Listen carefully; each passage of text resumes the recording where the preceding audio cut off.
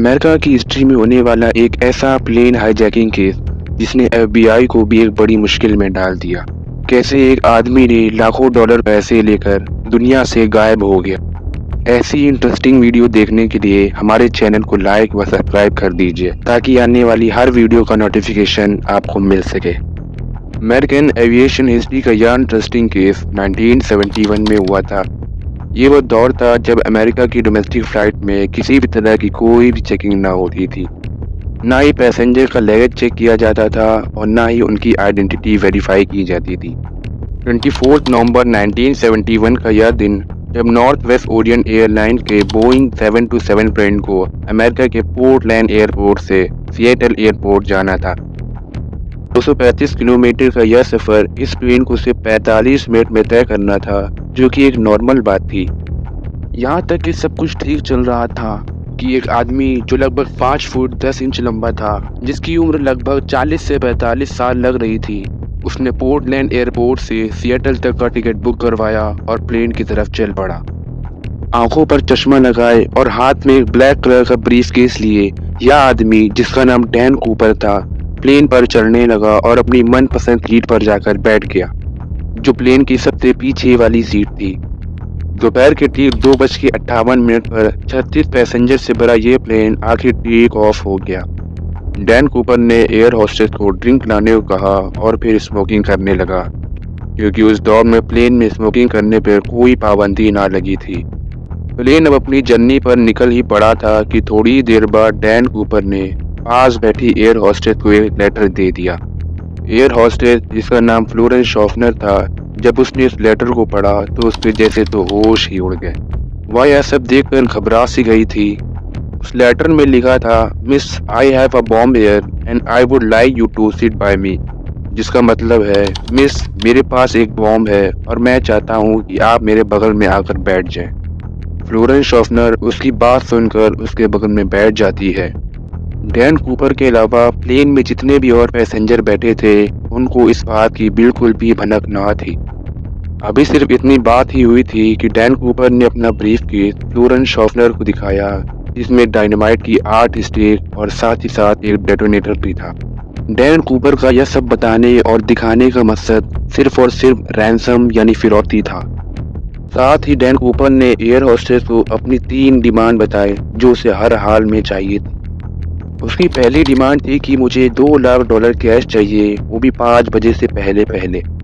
दूसरी यह कि मुझे 2 पैराशूट चाहिए, और सबसे आखिर में उसकी तीसरी डिमांड यह थी कि सिएटल एयरपोर्ट पर एक रिफ्यूलिंग ट्रक तैयार रहना चाहिए।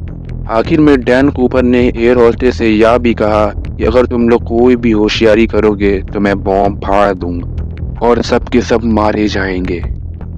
धमकी भरी बातें सुनकर एयर होस्टेस ने पायलट को सारी बात बता दी। प्लेन में बैठे मासूम पैसेंजर को क्या मालूम था कि उनके बीच एक हाईजैकर भी बैठा हुआ है। आखिर बात लोगों की जान और प्लेन हाईजैकिंग की थी, इसलिए अथॉरिटीज ने यह डिसीजन लिया कि डैन कूपर की सारी बात मान ली जाए। डैन कूपर के ऑर्डर के मुताबिक प्लेन सिएटल एयरपोर्ट पर लैंड करने के बजाय एयरपोर्ट के चारों तरफ चक्कर काटने लगा, क्योंकि कूपर नहीं चाहता था कि सिएटल एयरपोर्ट पर उसे जरा भी देर रुकना पड़े। टाइम ज़्यादा हो जाने की वजह से प्लेन में बैठे पैसेंजर को यह बहाना बनाया गया कि प्लेन की लैंडिंग ठीक से नहीं हो पा रही है, लेकिन बात तो कुछ और ही थी जो उन्हें मालूम ही ना थी। इसी दौरान अथॉरिटीज ने $2 लाख कैश, जो कि $20 के 10,000 नोट थे, उनके सीरियल नंबर नोट कर लिए और साथ ही पास के स्काई डाइविंग सेंटर, जिसका नाम सिएटल सेलिंग क्लब था, वहां से 2 पैराशूट का भी इंतजाम कर लिया। आखिरकार प्लेन 5:45 पर सिएटल एयरपोर्ट पर लैंड कर गया, जिससे एक एक करके सारे पैसेंजर उतर गए, लेकिन कूपर अब भी प्लेन में ही बैठा था। पैसों से भरा एक बैग और 2 पैराशूट कूपर को दे दिए गए और प्लेन रीफिलिंग के बाद एक बार फिर से टेक ऑफ हो गया। अब प्लेन में सिर्फ 5 लोग मौजूद थे, 2 पायलट, एक फ्लाइट अटेंडेंट, एक एयर होस्टेस और खुद डैन कूपर। प्लेन के टेक ऑफ होने के बाद कूपर ने अपने पास बैठी एयर होस्टेस टीना मगलो के जरिए पायलट को कुछ ऑर्डर्स दिए। उसने कहा कि प्लेन 320 किलोमीटर पर आवर की स्पीड से 10,000 फीट एल्टीट्यूड पर उड़ना चाहिए और साथ ही प्लेन के फ्लैप्स और लैंडिंग गियर खोल दिए जाएं और प्लेन को सीधा मैक्सिको शहर लेकर चला जाए। लेकिन प्लेन में इतना फ्यूल नहीं था कि वो मैक्सिको सिटी तक जा पाए। इसलिए पायलट ने प्लेन रिफ्यूलिंग के लिए रिनो या फिनिक्स एयरपोर्ट पर लैंड करने को कहा। ऊपर रिनो एयरपोर्ट पर मान गया।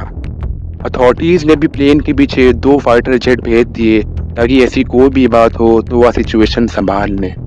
लेकिन फाइटर जेट इतनी कम स्पीड मेंटेन ही नहीं कर पा रहे थे। अब डैन कूपर के पास उसके पैसे और पैराशूट तो थे ही, इसलिए उसने टीना मैकलो को कॉकपिट में जाने को कहा। जैसे ही टीना मैकलो कॉकपिट का दरवाजा बंद करने वाली थी कि उसने देखा कि डैन कूपर अपने चेस्ट पे कुछ बांध रहा है।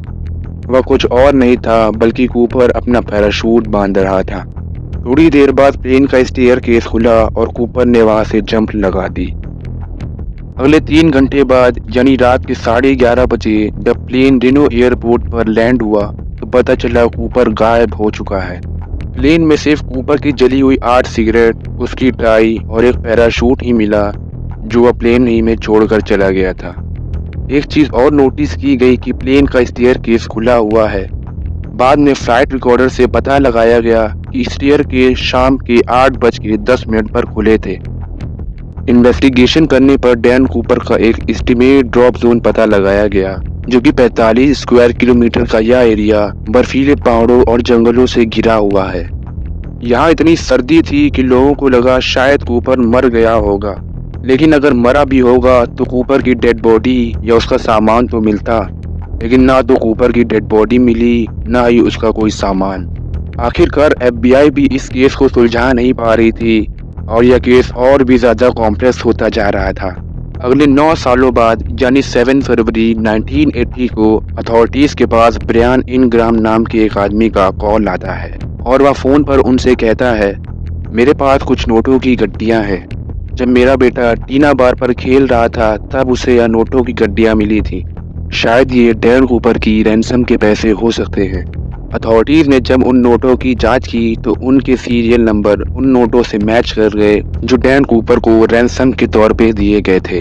यह टोटल $5,800 थे जो कूपर की जंप लोकेशन से 27 किलोमीटर दूर है। एफबीआई ने यह अंदाजा लगाया कि शायद बाकी के पैसे लुइस रिवर से बहते बहते कोलंबिया रिवर के सहारे यहाँ तक आए होंगे, लेकिन फिर पता चला कि कोलंबिया रिवर तो अपोजिट डायरेक्शन में ही बहती है।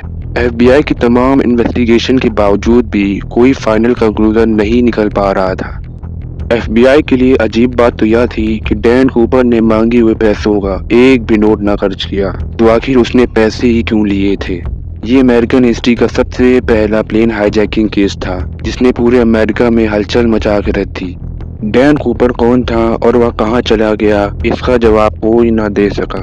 आज 53 इयर्स बाद भी यह केस खुला हुआ है और एफबीआई भी कूपर से रिलेटेड कोई भी खास इंफॉर्मेशन ना निकाल पाई। एविडेंस के तौर पे एफबीआई के पास सिर्फ उसकी टाई, स्केच और उसका टिकट ही है।